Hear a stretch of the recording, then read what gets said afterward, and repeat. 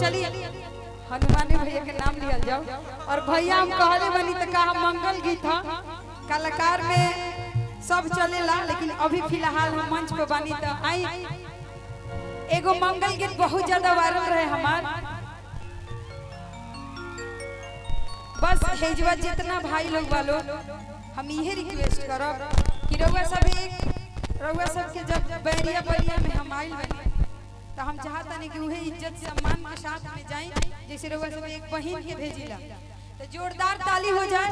और सुनी हमनी के यहाँ जब मंगल गीत गवाला तो भसुर समधी जे आवेला तो उनका के इहे सब निहारल जला कि उ कैसन बाड़े का पहिन के आइल बड़न आ कैसन ओकर लूर लक्षण बा। तो एगो गीत मम्मी के हमर सिखावल रहे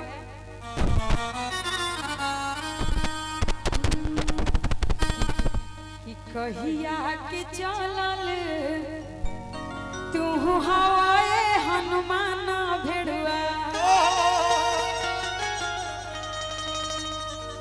और हम माफी चाहब बस हमरा की इजाजत मिलल बा तो हम नाम रख के गावत गुड्डू बाबा के बोल सकत कहिया के चलल आ तू हवाए गुडुआ भेड़ुआ आ तहरा घरावा में आ तहरा घरावा में चोरावा समाइले आए सिया राम के भजो आ तहरा घरावा में चोरावा समाइले आए सिया राम के भजो। कहिया के चलल तू हवाए हनुमान हितवा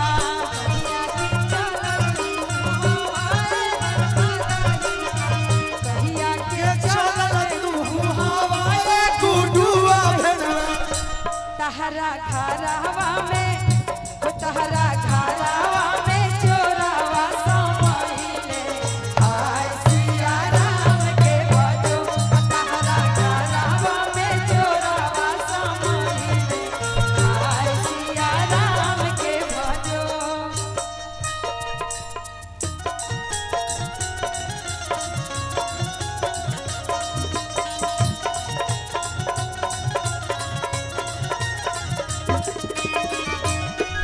अरे बाबा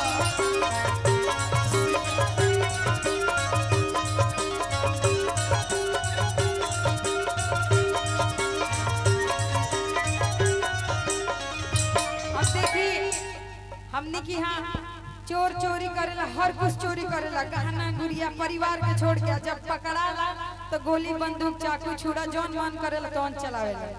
लेकिन ई चोरी हो जब गहना गुड़िया के नहीं हो आ गोली बंदूक नहीं के चला। लेकिन ओ जब का चोरी होता है ध्यान से रउआ सुनम जा कि बांधिया बोनिया चोरवा आ घरे लेके गईले हो। और ये देखी हमें जब कलू भैया के जब भैया कहले बनी तो हमरा उ भौजी पर भी लागू होता गावे पे बाकी ना बानो तो हम यही चाहब है कि तहर सार के नाम का है। हेलो रिसु अच्छा हेलो तो देखी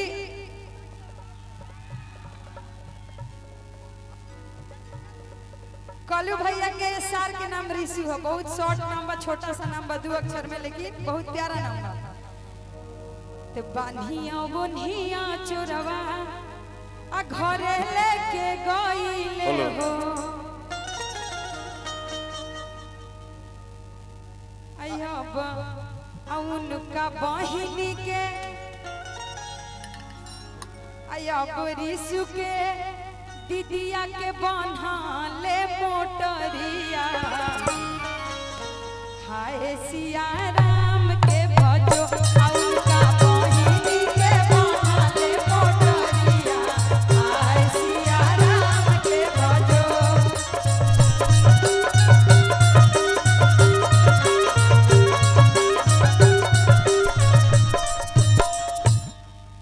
तिवारी बाबा काहे ऐसे करत नहीं रहुआ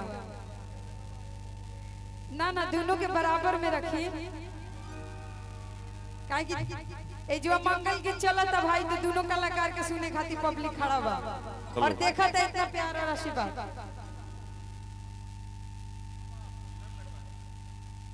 हेमा पांडे जी बिहार से हैं और कल्लू भी बिहार से। वैसे तो ये कल्लू को छोटा भाई ही मानते हैं और हेमा भी हमको चाचा भैया ही कहती हैं, लेकिन हम लोग चाहते हैं कि आप लालू प्रसाद यादव के यहाँ गई थी और यहाँ सारे नौजवानों ने हम लोग को पीछे से लिख के दिया कि जो गाड़ी आपने वहाँ लालू यादव को दिया था, हम लोगों का रिश्ता बलिया वालों का प्यार बड़ा अजीब है। छपरा से विशेष तिवारी जी पैसा कट जाइए, पैसा कट ई पैसो पाइल मने का बिना पैसा के कहा चले। तो जो गाना तेजस्वी जी के यहाँ सुनील भाई के यहाँ गाई थी, आप मान के चलिए कि हम लोगों का भी रिश्ता बड़ा छपरा जिला से बड़ा दूसरे तरह का है। बक्सर से भी है और छपरा से भी, आरा से भी है और छपरा से भी। अक्सर अब तो कहीं भी हो रहा है कल्लू, अब हम लोगों को नहीं तो पहले हम लोगों की शादियां, लड़कों की शादियां यूरोप में हुआ करती थी और लड़कियों की शादियां पश्चिम में हुआ करती थी। तो जो गाना आप वहाँ गाई थी वो जरूर यहाँ के नौजवानों की डिमांड है। ई जोन हम गईनी हां ई गीत हम ओ जवा गईले रहे और हां हां कि कहिया के चलल तू हवाए हनुमान भेड़ुआ आ तहरा घरावा में चोरावा समइले आए सिया राम के भजो आ तहरा घरावा में चोरावा समइले आए सिया राम के भजो। हेलो अब देखिए चोर तो चोरी करके इनका बहन के लेके जाता।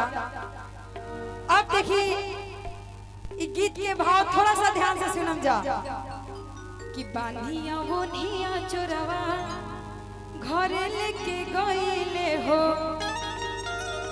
अउन के दे दिहले कहां अउन के दे दिहले। अब बताइए कलू भैया कि हनुमान भैया पहला ऐसे बहन बड़ी भाइयों कहत रही गरिया तो है एकदम काहे की रहुआ सब ये बताई जब पारंपरिक गीत जब शादी ब्याह में गावल जाला तब बाप भाई सब बैठा रहेला माड़ो में हम सुनाई तब गवाला कि ना ए जो इहे बा कि हम ए जो भाई बाप सब लोग बैठल बा दोस्त साथी सब लोग तो ए जो सब सुने के बा।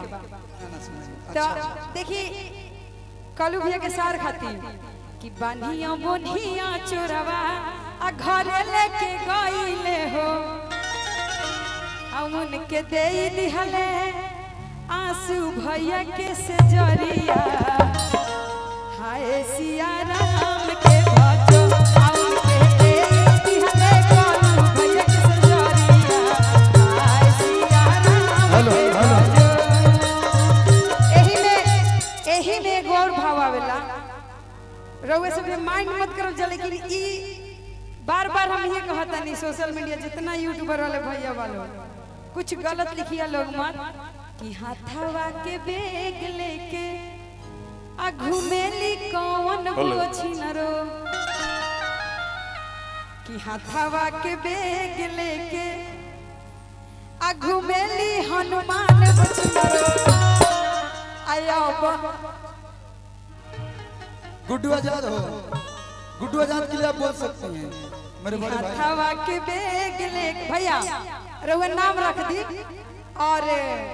और हम कि हाथवा के बेग लेके घूमेले गुडू बोछनरो आया बके कारा महलिया डेरा डाली आय सिया राम के भजो आया बके कारा महलिया डेरा डाली आय सिया राम। प्रियांशु भाई हमारे जो म्यूजिक डायरेक्टर हैं वो हमें देख रहे हैं।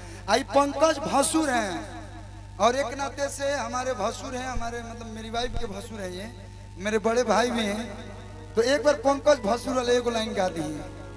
अच्छा पंकज भसुर, हाँ पंकज भसुर कि पंकज के दीदिया आ चढ़ा से खजूर नीचे से लइका देखा सब